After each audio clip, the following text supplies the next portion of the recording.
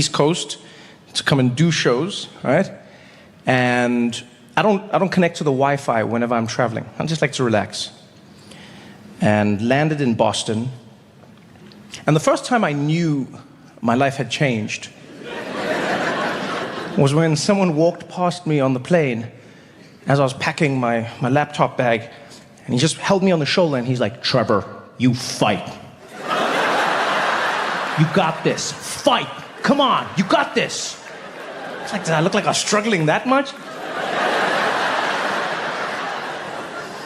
Walking through the airport, people were giving me random thumbs ups of support. Like, "Yeah, come on, you got this. Yeah, hey, yeah." Except black people. Black people were like, "Hey, man."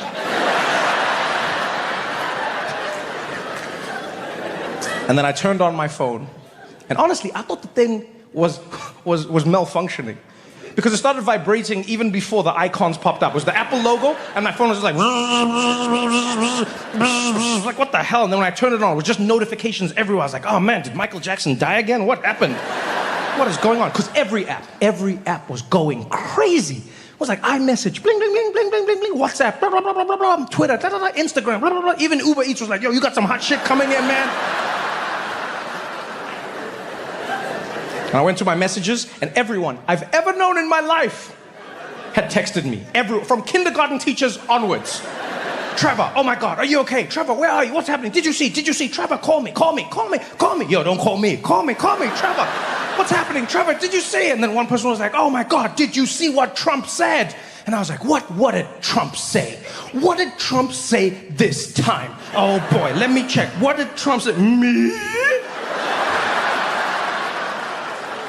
Yeah, it hits different when you're in the crosshairs, I'm not gonna lie.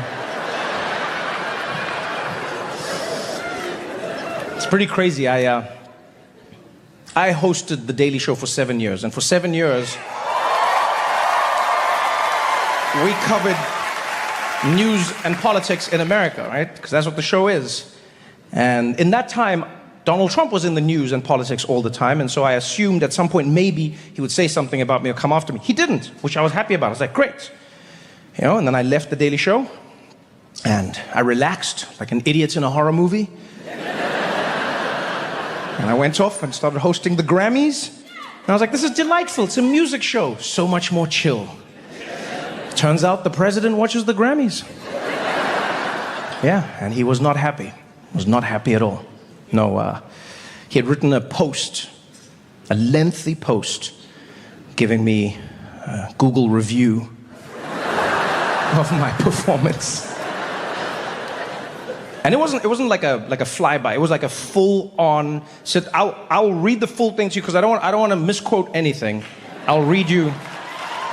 This is what I saw when I searched my name and his. It was a post on Truth Social from @RealDonaldTrump. Fun aside, Donald Trump owns Truth Social, so it's a little weird that he doesn't have @DonaldTrump. It's weird that somebody else got it and then he was like, fine, real Donald Trump. Anyway, this is what the message read. The Grammy Awards are the worst! Every time I shout, it's because the word is in all caps. I'm trying to give you a feeling of what I was experiencing, all right? Virtually unwatchable. So some parts were good. CBS is lucky not to have this garbage litter their airwaves any longer. The host, Trevor Noah, whoever he may be. That's a bit bitchy. Like, I know what he was trying to do, but I don't think he did it correctly. You can't say the host, Trevor Noah, whoever he may be. Because that is exactly who I may be. I understand he was trying to dismiss me, but you said my full name and my job title on the night. You can't be dismissive and be vague and specific at the same time. That's not how that works. Whoever he may be. I be nobody else. There is no may in this equation. That is exactly who I be. Trevor Noah, the host, Social Security number 457-6728135. Whoever he may be. No, that is me. It's weird. Like, you don't use that phrase when you know the person, whoever he may. You use that phrase when a stranger has ridden through your town and deflowered your daughter. That's when you use the phrase, I'm gonna kill that man, whoever he may be. It's also funny to switch to feudal English in the middle of a message. Right? It's just like, whoever he may be, fee, fi, fo, fum, I smell the blood of a South African. It's random. So he says, the host, Trevor Noah, whoever he may be, is almost as bad as Jimmy Kimmel. Yo, poor Jimmy. I like Jimmy Kimmel. All right, and now, because of me, he's catching strays. Like, he was at home minding his own business. Doesn't even work on Sundays. All of a sudden, his phone is like... I says, almost as bad as Jimmy Kimmel at the Low Ratings Academy Awards. Then he goes on. Noah said, incorrectly, about me, that Donald Trump and Bill Clinton spent time on Epstein Island. Wrong! Now, just so we're on the same page, I did not say Donald Trump and Bill Clinton spent time on Epstein Island. I did not say that. I made a joke at the Grammys. Right? One of many random jokes that I made. This one came after Billie Eilish had just won Song of the Year. Right? And I said, congratulations, Billie Eilish, Song of the Year. That is an award that every artist wants, almost as much as Donald Trump wants Greenland. Because now that Jeffrey Epstein is gone, he needs a new island where he can go hang out with Bill Clinton. Okay? That's what I said. That's what I said. I did not say he was on the island. I said that he would like his own island. Clearly a joke as well, because he wouldn't go with Bill Clinton, right? And Greenland is a terrible substitute for Epstein Island. Completely different climate, completely different vibe, all right? So he says, and Bill Clinton spent time on Epstein Island. Wrong! I can't speak for Bill.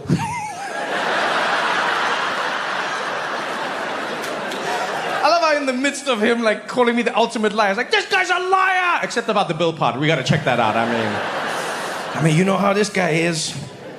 But I have never been to Epstein Island, nor anywhere close. That's unnecessary. The proximity to Epstein Island is not what people are litigating. Right? It's your proximity to the man who owned Epstein Island. It's not the land that's an issue. You know, it's not like, where were you in the Caribbean? Epstein Island? No, Jamaica. Busted! No. Nor anywhere close.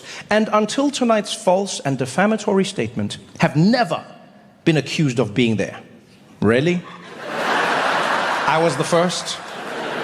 Before me, no one had ever mentioned Donald Trump and Jeffrey Epstein. I was the first. I am the reason his name is mentioned 5,000 times in those files. I set those dominoes into place, and I tipped them over.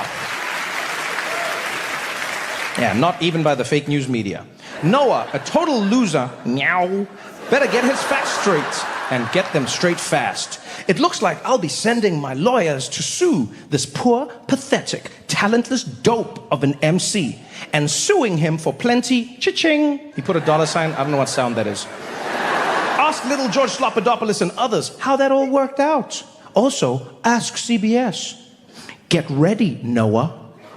I'm going to have some fun with you. President DJT. Yeah, that last line is something. Yeah, that is, get ready, Noah. I'm going to have some fun with you. You know, if you're not trying to sound like a sexual deviant,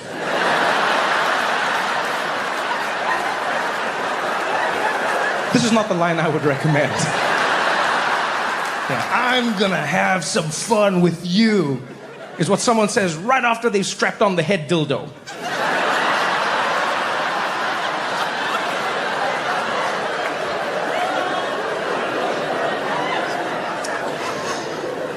So yeah, that was my Monday. And I'll be honest, I wasn't too worried. Donald Trump watches TV regularly, gets angry about what he sees, posts about it, and oftentimes he moves on. I thought something else would come along, right? Because in many ways he's like a squirrel that watches TV. He'd be fully same size hands. So I was like, it'll move, it'll change, and it did. The next day, the big topic in the White House was the government shutdown. Right? There's a looming government shutdown. Because America's government is always on the edge of shutting down. I mean, at this point, I think you guys should switch to a family plan, right? Well, month-to-month thing is not working out. But they were interviewing the president about this. This is a serious topic. And in the middle of a conversation about the government shutdown, some journalist from the back of the room shouts out, "Mr. President, are you going to sue Trevor Noah for what he said at the Grammys?" I'm like, dick? I was gone. Yeah, I always wondered what happened to that kid who was like, "Oh, teacher, you forgot to give us the homework." Then Trump went back in. "Oh yeah, Trevor Noah said I was on Epstein. Gonna sue him. Total lightweight, loser." Yeah, and so now I might be getting sued by the President of the United States. Yeah. I don't know. I don't know if it's a woo. I don't know if it's a ooh. No, I'll be honest with you. I don't know how to feel because I don't know how this will play out. If it was a normal time, I'd be pretty confident. Donald Trump would sue me. A judge would throw it out for a multitude of reasons. First Amendment protections, free expression, jokes, satire, all of these things are covered in a regular time.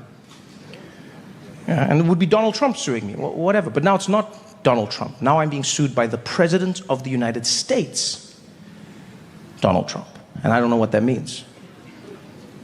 Do I appeal? We get to the Supreme Court. I walk in, he's waiting there for me. He's like, "Say hello to my little friends."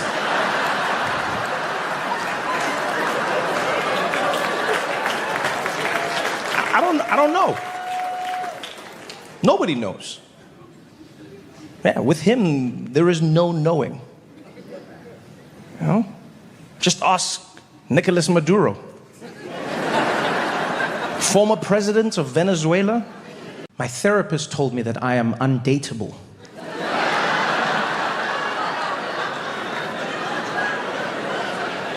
Yeah. In a session, and she just turned to me and she said, "Trevor, I think it is because you are undateable." I was like, I guess you also didn't like the Grammys. She told me this at the end of a session, which I feel like should be illegal.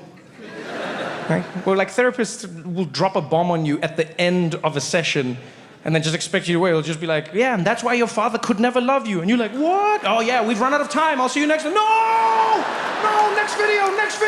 I don't want to wait a week. I want Netflix therapy, not HBO. I had to wait 2 weeks, and then in my next session, I was like, where were we? Let's go into it. And it was like, yeah, skip recap. Let's go. And she was like, "Well, Trevor, I was thinking about, you and relationships and what we're talking about. And we're talking about my inability to be in a long-term relationship. And I was trying to understand why, and we're delving into it." And she said, "I think it's because you are undateable." And then she broke it down for me. She said, there are a few reasons. I think you work too much. I know you love your work, but you work too much, and that doesn't create a good balance in your life. She said, also, you travel too much. And being in the same place is crucial for building a solid relationship. But I'll be honest with you, those things are really just the side dish. Right? The main course and the real issue I have is, as my therapist put it, I have an inability to not say what is in my head. And she taught me that one of the keys to a long, successful relationship is knowing when to think and when to speak. Yeah.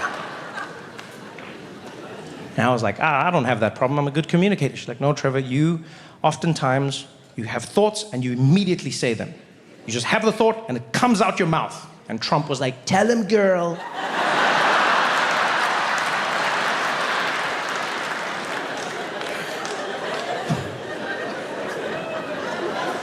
I was like, I don't know. I don't think I have that as a problem. I think it's probably something. She's like, no, I've got notes. Hold on, I've got some notes.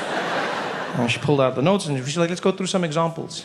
And there was one example that really, she was right.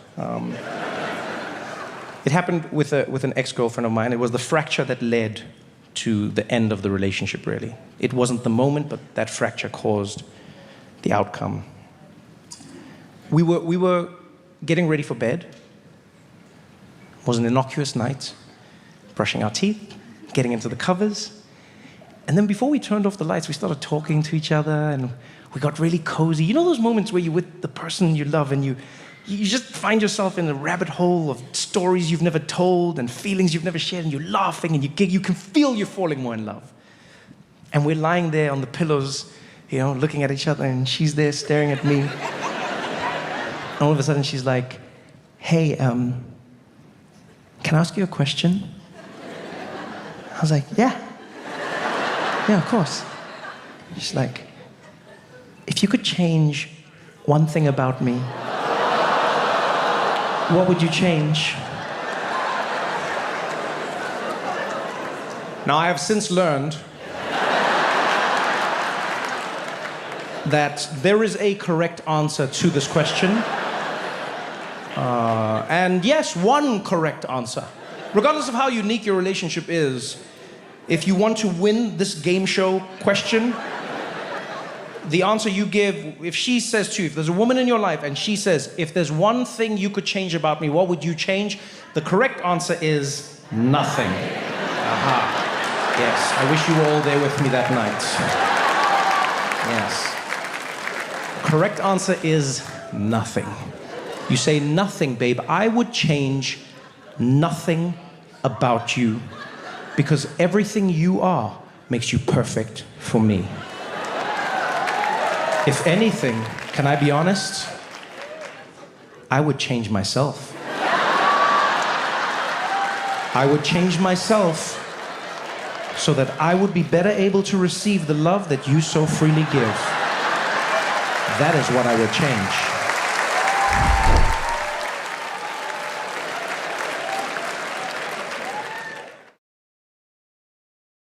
Hide from it.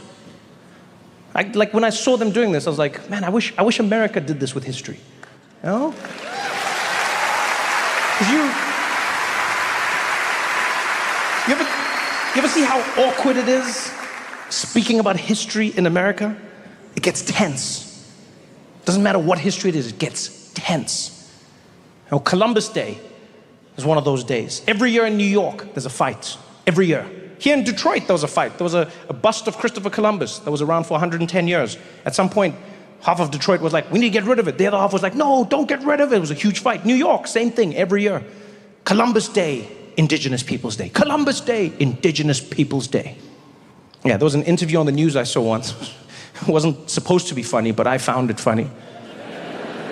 The reporter went up to some guy and was like, sir, what are you going to be doing for Indigenous Peoples Day? And he was like, let me tell you something, it's Columbus Day. I'm sick and tired of people coming in and changing the name. We're proud of that day. It's Christopher Columbus. It's Columbus Day. It's not going to change. In fact, how would you feel if somebody came along, took something that's been around for a long time, and just decided to switch it and call it something else? Huh? How would you feel?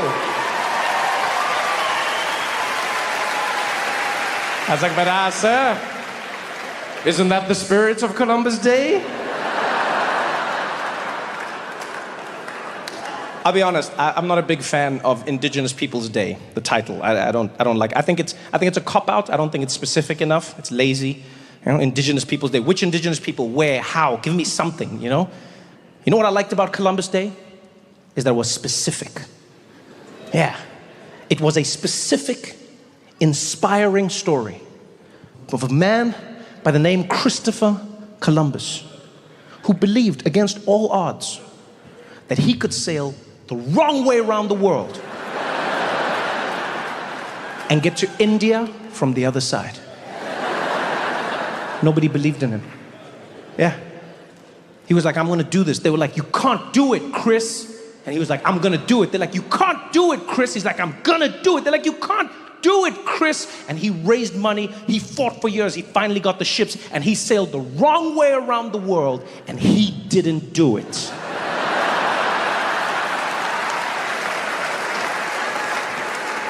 Not only did he not land on the other side of India, he found himself in a place called the Caribbean, and he was like, this is India. And the people there were like, I don't know if you've been eating some of the herb we've been leaving about, but this is totally not India. And they're like, this is India and you guys are Indians. They're like, brother, we are not Indians. He's like, I know Indians when I don't see them. You're Indians, just on the far side, so you're West Indians. And he stuck with it. Christopher Columbus stuck with it his entire life. Other explorers would come to him, they'd be like, yo, Chris, I don't think you made it to India. He's like, it's India. They're like, I don't think it's India. He's like, it's India. He died refusing to acknowledge the possibility that he never made it to India. Not only that, my friends, he never set foot in America. Ever. Ever. And yet, he had a public holiday named after him in America. That, my friends, is the inspiring story of how white men can fail up.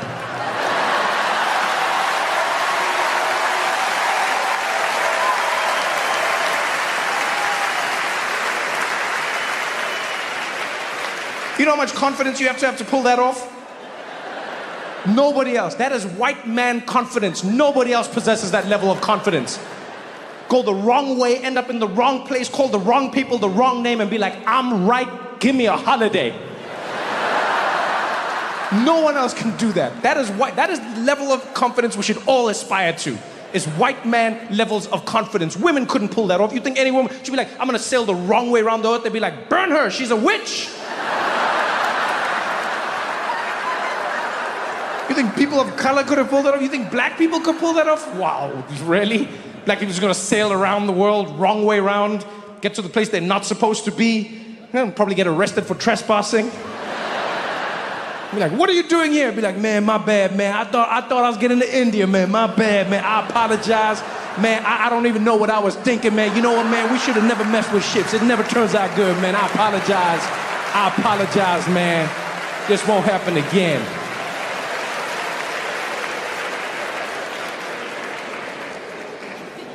Why would you want to bury your history? So much joy, there's so much to learn. You know? It feels like America's moving in that direction. You know, it wants less and less of its history, wants less and less context. You look what's happening with textbooks. Places like Florida, they want to ban textbooks or cut out the parts of the textbooks that have slavery in the books. And now parents are fighting. They're like, oh, no, take the slavery out. It's making the kids feel bad. And other parents are like, keep the slavery in. It's teaching the children. And these parents are fighting back and forth. I'm like, why? What you don't need to be fighting about. No one should be fighting about this. Kids don't read textbooks.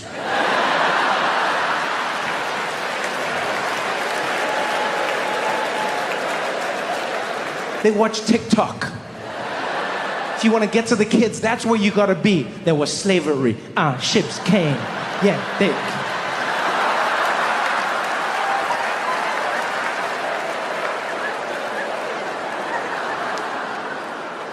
I'll be honest, I don't think that textbook thing is like a real issue. I feel like it's one of those manufactured issues that often happens in America that gets people riled up and gets them fired up, fighting about something that was never an issue to begin with, you know? And the reason I say this is because that's honestly what I believe. I feel like in America, politicians have done a really good job of tricking Americans into fighting about issues that were never an issue to begin with, so that you don't pay attention to the issues that actually are. You know? If they can get you fighting about what's in a textbook, you don't pay attention to the fact that inflation is out of control. You don't pay attention to the fact that rents are out of control. People cannot afford to live anywhere. Your salaries have never kept up with inflation. Corporations steal billions and billions of dollars from their employees with no ramifications. You don't pay attention to any of that. You pay attention to what's catchy. It's easy to keep up with. It keeps you going. You know? Ooh, can trans people use public bathrooms? Ooh. It's manufactured. Who was actually dealing with this issue? And I mean this, honestly. Who was actually dealing with this issue? You know what they did? Some politician out there figured out. They go, here's a small story affecting a few people in a random place. I'm going to make it seem like this is a nationwide issue. And then everyone starts fighting about it. But who? Who was really dealing with it? Huh? Who of you here has ever been in a situation where you were in a bathroom and all of a sudden a skirmish broke out and you heard people being like, excuse me, is this the gender that you were born with? Does it coincide with the sign on the door? Is your genitalia matching this? Can I see it right now? Who's ever seen that? Nobody. Nobody. But they make us fight about it because it's catchy. Who can use which bathroom? Who cares? Who cares? I mean it. Who cares? I know someone will be like, oh, but trans people care. They want to know if they can use a public bathroom. Yeah, use whichever bathroom you want. Who's going to stop you? No, seriously, it's a public toilet. Who is going to stop you? You tell me who's going to enforce that law.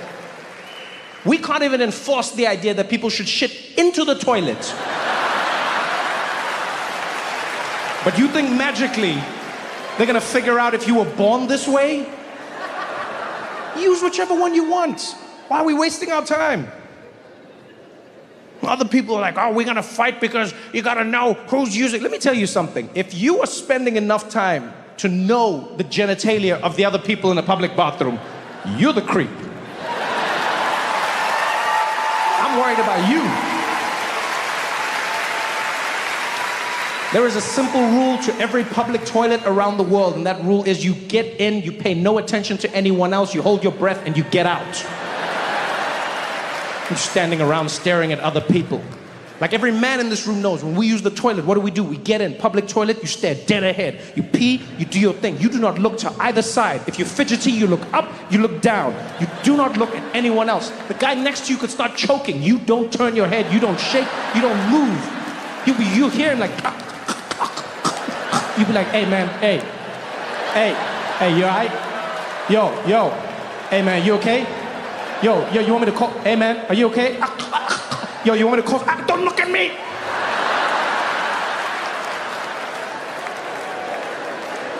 What are we doing? What are we fighting about? Public bathrooms.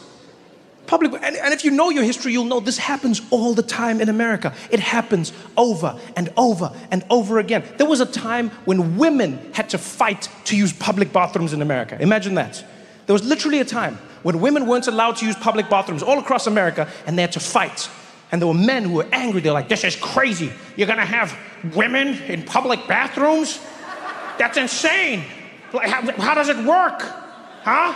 What, they're gonna come in there while we're peeing? And then what, they're gonna look at our wieners? Huh? And they're gonna laugh? Huh?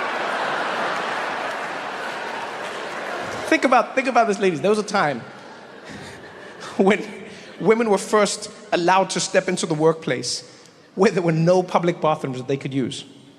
So ladies, if you were out and about back then, you needed to pee, you needed to poo, you had to go home. Yeah, and I say poo theoretically, I don't know if you actually do. No, I don't think any guy does, let's be honest. We don't. Like, we assume this on a biological level, but I don't know for certain that any woman actually. In fact, any man in here, think of any woman in your life. Do you know the last time she pooed? I don't think you know. I don't think you know. There is no forensic evidence to back up that claim. There is no smell. There is no stain. There is no nothing. And ladies, I don't know who's doing your bathroom PR, but they're doing a stellar job. Stellar job. Women go to the bathroom, smells better when they come out of it. How? You never know when a lady's pooing, never. Because also, women keep the same amount of time. That's the most impressive thing. You give nothing away. Yeah, a woman's gonna go pee, it takes 10 minutes. She goes to the bathroom, right? Gets there, tinkle, tinkle, tinkle, comes out, washes her hand, powders her face, texts on the phone a bit, comes back to the table. You have no clue. Yeah, if she's gonna go poo, same thing, 10 minutes. Goes to the bathroom, does a thing, pellets, comes back out, wash her hands, powder the nose, text her friends, get back out there. You have no clue. With men, you know exactly what we're doing. Discretion is not our forte. You know when every single man is gonna go pee. Why? 2 minutes. Off to the bathroom, we're in there. Quickest thing ever. It's like a NASCAR pit stop. Yeah, we get in, we pee, we come back out, act like we're washing our hands, and we're back.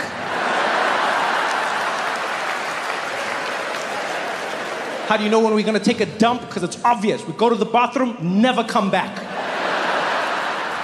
That's the last time you'll ever see us. Your family's putting up wanted posters in the restaurants. Have you seen this man? Imagine, people were fighting about bathrooms. This every time in America, every time. There was a time when black people had to fight to use public bathrooms. Huh? Same thing. Black people were like, why can we not use public bathrooms? And again, people were angry. This is crazy. You're gonna have black people in the public bathroom? How does that even work, huh? So what, they're gonna be standing there while I'm peeing, huh? And they're gonna be looking at my wiener, huh? And they're gonna laugh, huh?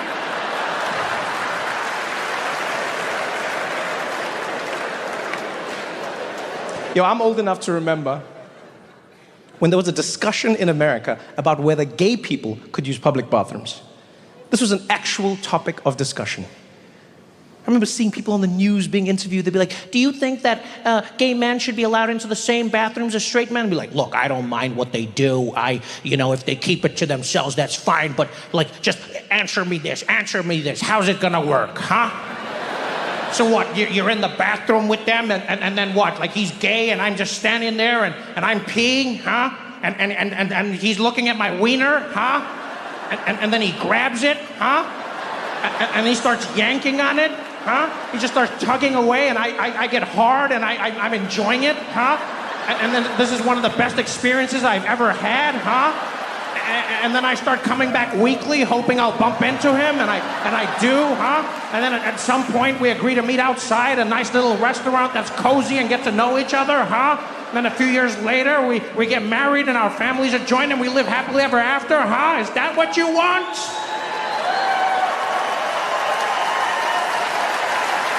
Why?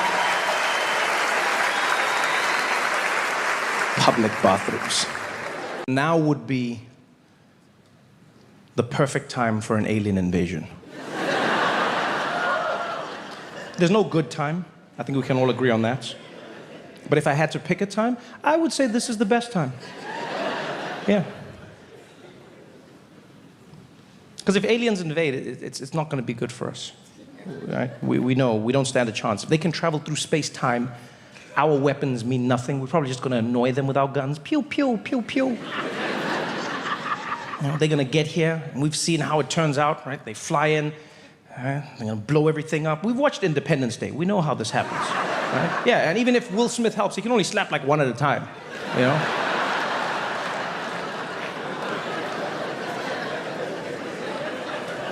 So what do? I think about it all the time. Genuine, I think about alien invasions all the time. It is my Roman Empire. Like, what are we gonna do? What are we gonna do? Well, I never used to think about this. Like, when I lived in South Africa, this was nowhere in my mind. But in America, it's a real thing. Yeah, because when aliens come, this is where they're gonna come. Yeah, they're gonna fly here, they come straight to Washington, D.C., blow up the White House, and they go to other countries, they go to London, blow up Big Ben. You know what time it is? And they fly to other landmarks, blow everything up. I know, it's an issue. America first, I get it.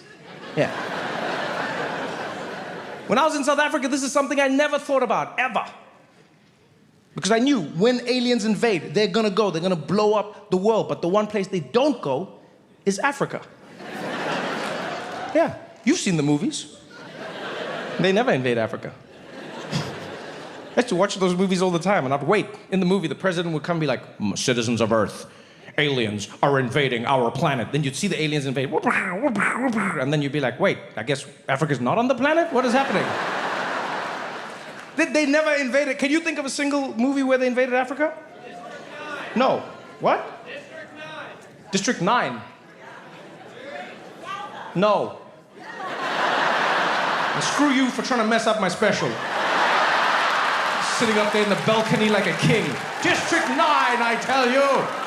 Off with his head. No. District 9, it's a good attempt, but no.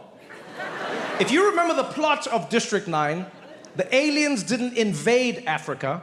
The aliens crash landed in Africa. And then they spent the rest of the movie trying to escape. Because we don't mess around.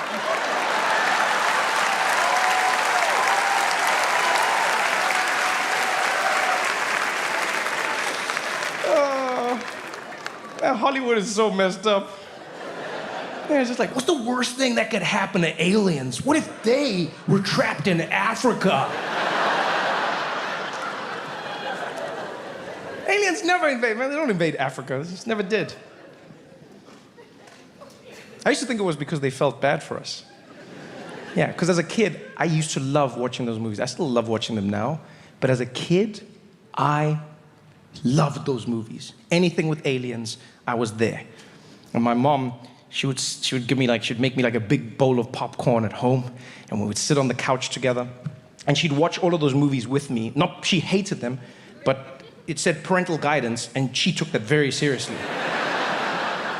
Like one day she was walking past, and then it was like, we recommend parental guidance for this film, and she was like, I gotta watch this, and then she did it every movie going forward. I would have to run and call her sometimes. The show would just start randomly on TV, and they'd be like, parental, and I'd be like, Mom! Mom! And then she'd come in and be like, what? I don't need you to guide me. Yeah, but then like 5 minutes in, I feel like I was guiding my parental, because she would sit there, and then the whole movie she'd be like, what's happening, Trevor? Who are they? Who are these people? Why are they doing this? What's going on here? I'd be like, Mom, I'm with you. I'm with you. I started this movie with you. So she would make me like a big bowl of popcorn, and we'd sit there, and then the movie would start, and the alien invasion, they'd be like, aliens are invading Earth. And the aliens would fly, and you'd see them blowing everything up, and I'd be there with my popcorn like, first world problems.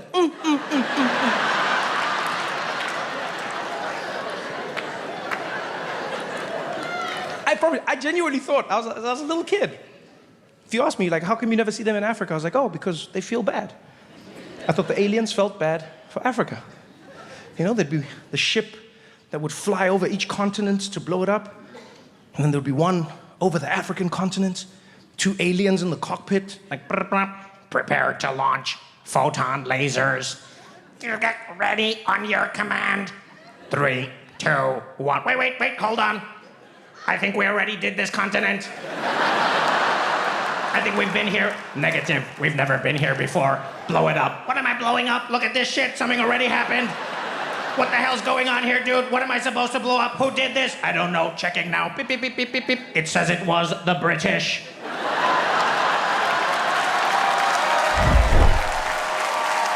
Yeah! And current inmate of New York City. Yeah, he was president of Venezuela. And then all of a sudden, he wasn't. The story is even crazier. What happened was, and you can go check this yourself, what happened was, Nicolas Maduro was on TV giving an interview. And then he joked about how people are threatening him, alluding to Donald Trump. And he was like, man, I'll be fine, we'll be good. And then he played a song, no war, just peace. And then he started mocking Trump by doing Donald Trump's dance move. Like the move, singular. Right? Yeah, he did the move. So he came on and then he did the... You know the move, the double jerk off.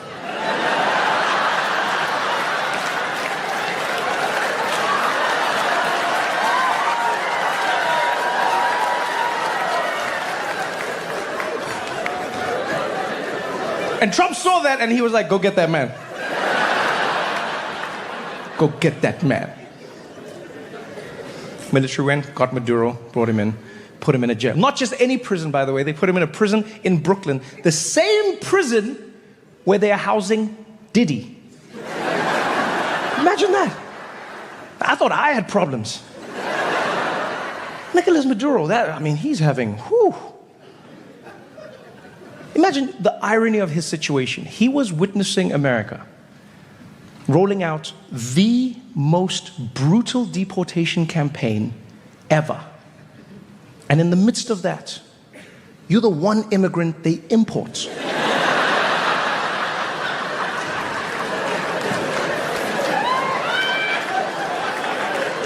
Maduro's probably the only immigrant who supports ICE. Yeah, he used his one phone call for them. He's like, hello, ICE, come get me, man, come get me. Yeah. No, come on, I'll fly myself. Let's work together. Come on, we can do this, guys. We can do this. That's why I say you don't know how it's going to go. Nobody knows anymore. What a crazy twist of fate. Can you imagine? For decades, you ruled your empire with an iron fist. You terrorized people around you. You were violent, never held accountable. And now they've taken away all your oil and you're in the same prison as Nicolas Maduro.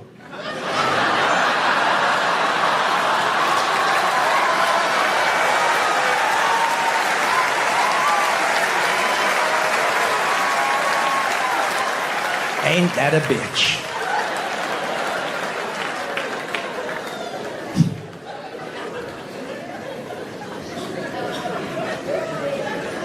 The one silver lining of this whole situation is that now would be the perfect time for an alien invasion. There's no good time. I think we can all agree on that. But if I had to pick a time, I would say this is the best time. Yeah. Because if aliens invade, it's not going to be good for us. Right? We know we don't stand a chance. If they can travel through space-time, our weapons mean nothing. We're probably just going to annoy them with our guns. Pew, pew, pew, pew. They're going to get here, and we've seen how it turns out, right? They fly in, they're going to blow everything up. We've watched Independence Day. We know how this happens, right? Yeah, and even if Will Smith helps, he can only slap like one at a time, you know?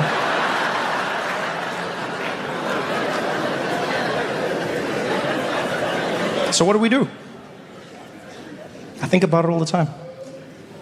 Genuine. I think about alien invasions all the time. It is my Roman Empire. Like, what are we gonna do? What are we gonna do? Well, I never used to think about this. Like when I lived in South Africa, this was nowhere in my mind. But in America, it's a real thing. Yeah, because when aliens come, this is where they're gonna come. Yeah, they're gonna fly here. They come straight to Washington, D.C., blow up the White House. And they go to other countries, they go to London, blow up Big Ben. You know what time it is? And they fly to other landmarks, blow everything up. I know, it's an issue. America first, I get it. Yeah. When I was in South Africa, this is something I never thought about, ever.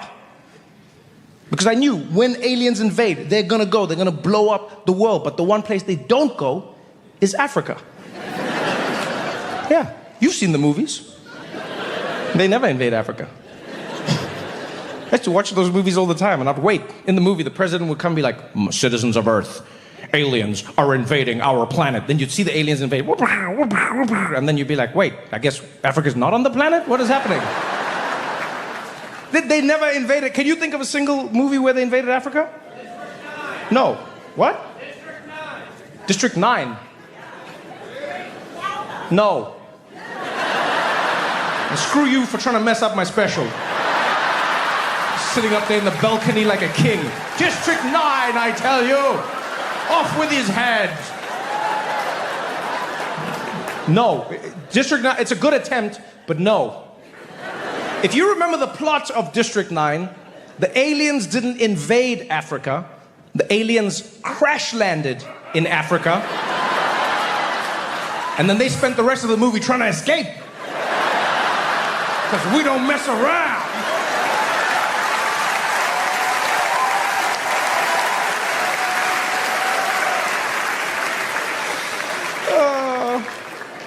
Hollywood is so messed up. And it's just like, what's the worst thing that could happen to aliens? What if they were trapped in Africa? Aliens never invade, man. They don't invade Africa. They just never did. I used to think it was because they felt bad for us. Yeah, because as a kid, I used to love watching those movies. I still love watching them now. But as a kid, I loved those movies. Anything with aliens, I was there. And my mom, she would make me like a big bowl of popcorn at home, and we would sit on the couch together, and she'd watch all of those movies with me. Not, she hated them, but it said parental guidance, and she took that very seriously. Like one day she was walking past, and then it was like, we recommend parental guidance for this film, and she was like, I gotta watch this, and then she did it every movie going forward. I would have to run and call her sometimes. The show would just start randomly on TV, and they'd be like, parental, and I'd be like, Mom! Mom!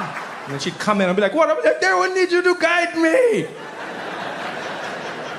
Yeah, but then like 5 minutes in, I feel like I was guiding my parental, because she would sit there, and then the whole movie, she'd be like, what's happening, Trevor? Who are they? Who are these people? Why are they doing this? What's going on here? I'd be like, Mom, I'm with you. I'm with you. I started this movie with you. So she would make me like a big bowl of popcorn, and we'd sit there, and then the movie would start, and the alien invasion, they'd be like, aliens are invading Earth. And the aliens would fly in, and you'd see them blowing everything up, and I'd be there with my popcorn like, first world problems.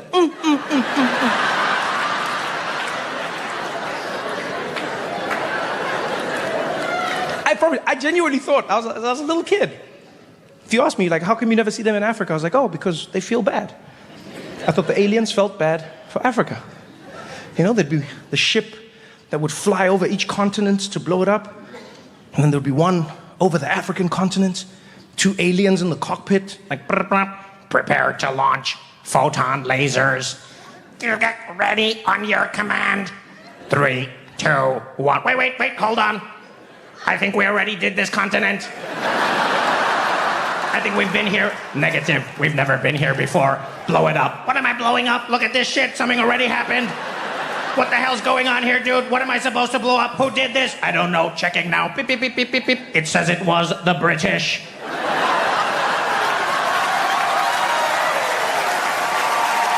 Yeah! Take that, Great Britain. Hashtag never forget.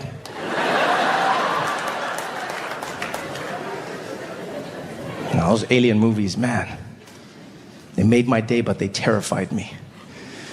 Because every time it didn't go well, the aliens fly in, they conquer the Earth, we win by luck because it's a movie, but in real life, I don't know. It's not good. We have no chance. If aliens invade, we have no hope.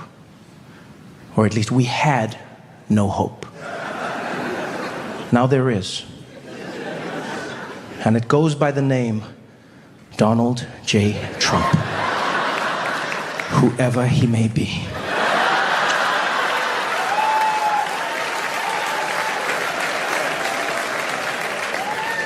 I don't like it, but I think it's the only way. Yeah. As soon as the alien invasion begins, we know how it starts. It's going to be that giant mothership that flies into our orbit, and that massive thing that blocks out the sun. They have a giant speaker under the ship that plays the music. It creates the ambiance. Yeah, there's one alien on the inside playing a little organ. He's just like, they're not ready for this one, B. Ha-ha, yeah. And then they park the ship outside, and they send a little scout ship down to give us the bad news. The one that lands like, and they come out, take me to your leader. All right, and they meet the leader, kill the leader, and then it's done. Yeah, they normally pick the most annoying alien for that job. Right? You got to be a specific type of entitled to just believe you can speak to the leader. Like, who are you? So on the alien ship, they'll normally pick the Karen alien. They'll be like, all right, chatting to each other like, who are we going to send down to this planet? Listen, Karen, she's the best for this. Karen, you're going down. Oh my God, why is it always me? I hate this so much. You guys are always sending me. I can't believe this. I want to speak to the manager. She's perfect. They send that alien down and give us the bad news. With Trump, we have hope, but we have to act quick, people, real quick. As soon as they tell us Aliens are here. NASA tells us they've reached our orbit. We act together as a planet. And what we need to do is we make Donald Trump king of the world. I see some of you are confused. The good news is he won't ask any questions. All right? We just go to the White House, we're like, Mr. Trump, you are now king of the world. And he'd be like, I knew it, yeah. And then we give him a little Burger King crown, and then we go and wait for the aliens outside.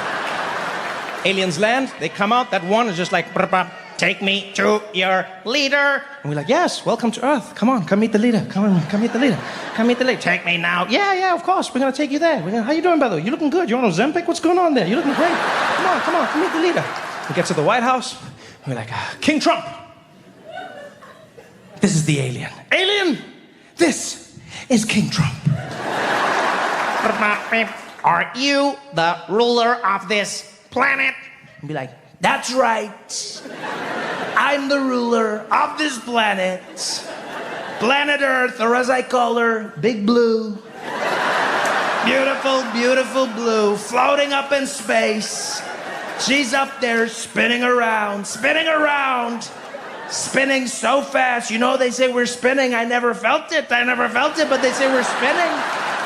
We're spinning around, folks, spinning so fast. And we're up there in space. We got a beautiful axis right through the middle of the planet.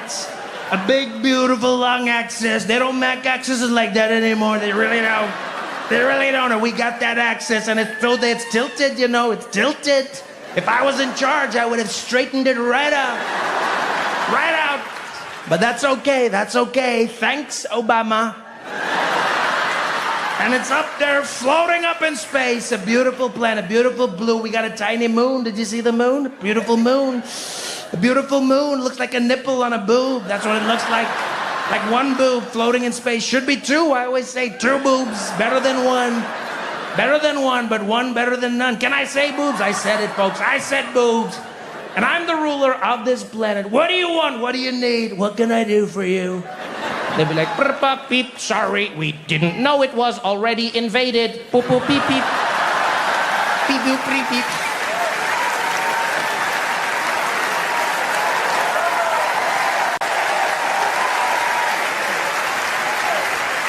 And that's how we survive.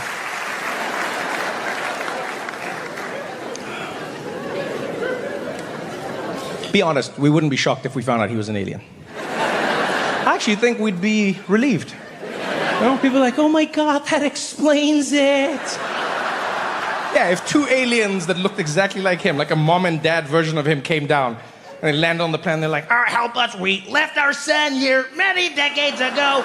Where's our baby? we'd be like, come on. Can't get your baby. Because he is, man. He's out of this world.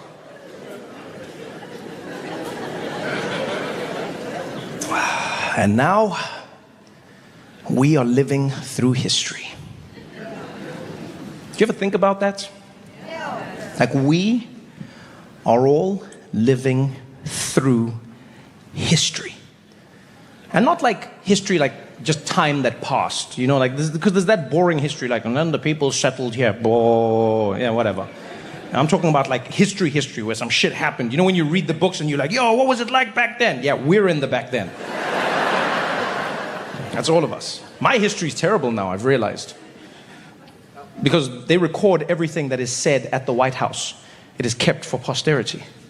All right? So that means in like 300 years, there'll be scholars studying old presidents and the White House, and they'll be like, what was it like 300 years ago?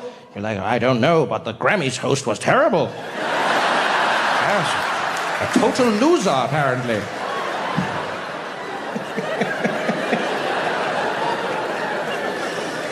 And a bunny was performing at the Super Bowl. Also terrible. Absolutely terrible. What a time.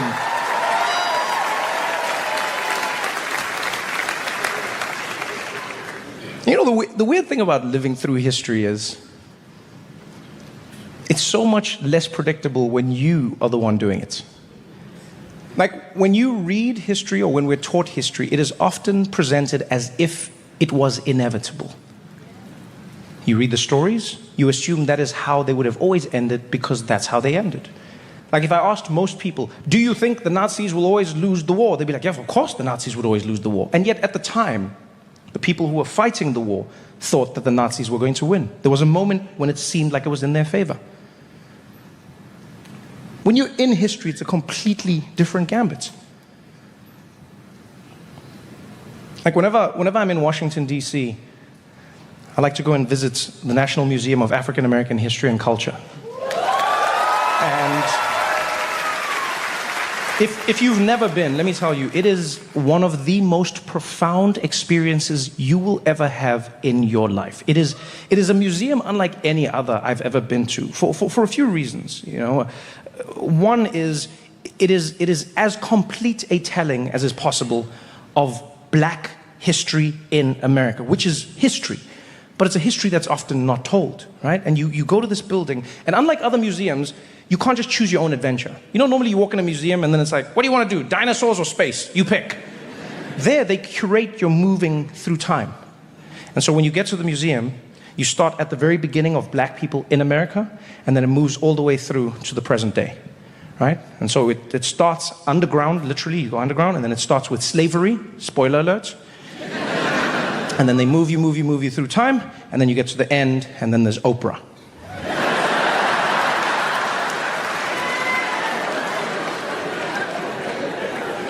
That museum truly, like, it'll make you ask every question of yourself. I was there on my most recent trip, and I was walking through the beginning level, and it's underground, and it's chattel slavery, the transatlantic slave trade, and then the Underground Railroad.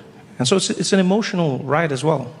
You know, it's painful, it's oppression, and then there's this moment where you can see people rising up and fighting for what they believe in, overcoming. And because it's so engaging, you see people experiencing it in a different way. There were these two kids next to me, maybe 14 years old, and they were having a conversation that I was eavesdropping on, and the one turns to the other one, he's like, yo, man, he's like, what would you have done if you was around back then, man? He's like, would you have been a slave? He's like, yeah, well, yo, what? He's like, nah, they would have had the wrong one, man. They would have had the wrong one. I would have cooked their ass, man. You trying to make me a slave? I would have cooked their ass. He's like, nah, you capping. He's like, nah, for real, I would have cooked their ass. I would have cooked their ass. And they're laughing and they're engaging in it. And I was like, either this is the delusion of youth, which is necessary for a revolution, or that's who they would be. Either way, it didn't matter. What I loved is that they were asking the question, who will you be when history calls? Because of them, I found myself asking the question, and honestly, I think I need to work on my self-esteem, because I came up with nothing as heroic. Like if you asked me, Trevor, what would you do during slavery? I'll be like, I would have worked really hard and seen what happened.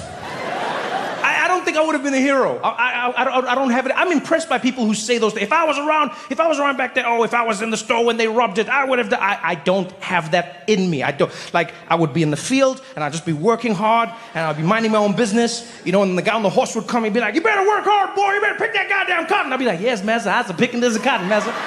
That's a picking away, massa. Oh, but as soon as he rides away, I'd light his ass up. Oh, I would roast him to bits. I'd be like, that dumb ass. Is he back? No. But I don't think I would have been a hero. Yeah, like a real hero would have showed up. Like Harriet Tubman would show up. She'd be like, psst, yo, Trev. Oh, hi, Harriet.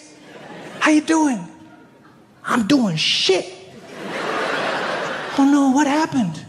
Slavery happened. What you mean, what happened, boy? You stupid or something? Oh yeah, of course, I shouldn't have. Anyway, what's going on, Harriet? I just came to let you know that we're leaving tonight. Who's we? All of us, Trevor. We're getting out of here. We're going, baby. Oh yeah, Harriet, the guy on the horse says we shouldn't leave. He really doesn't like it when we leave. I think he has like separation anxiety or something. He should see someone about that. But he said, I don't give a shit what he said. We're getting out of here. What are you saying? You gonna stay? Yeah, I think I'll stay and just, see how it goes. See how it goes? What's wrong with you? You're not coming? No, I'm not gonna come. I can't believe you. You light skins is all the same. What? Yeah. You scared, ain't you? You a scared little bitch. I am a bitch, Harriet. I cannot lie. I'm a scared little bitch. Look at you, scared little bitch. You almost as bad as Jimmy Kimmel.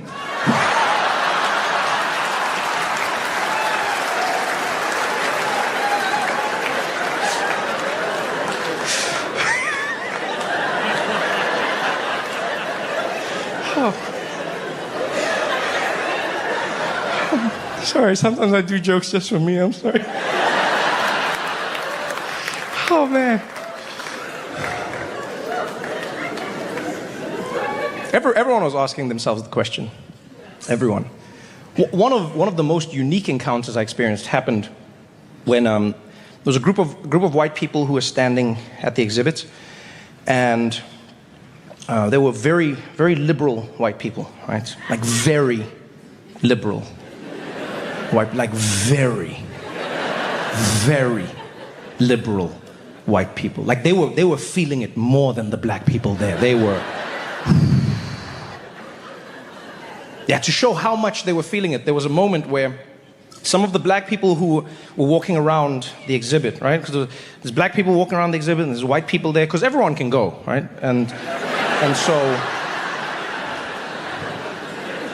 the black people who were there were living what I would consider the full black experience, which is being a human being. So some people were crying, and then a moment later they were talking to their friends, sharing stories, recounting, laughing, etc. And one person laughed, was like talking to their friend, like, ha ha ha ha, yeah. And then the woman, there was a white woman here, was like the leader of the crew. She turned at that laugh, was like, ha ha, and she was like, shh.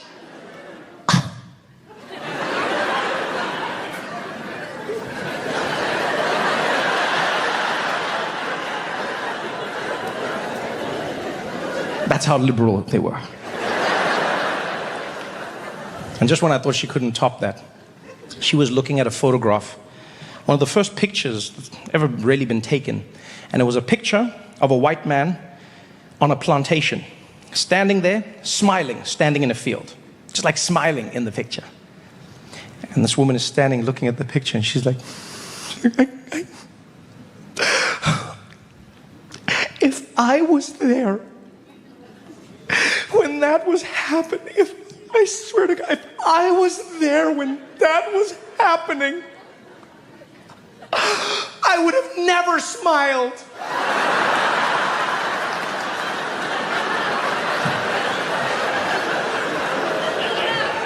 You know when a sentence has the exact conclusion you did not predict? Like this was, I thought she was going, if I was there, I would have fought, I would have freed, I would have... No. She's like, I would have had slaves, but I wouldn't have enjoyed it.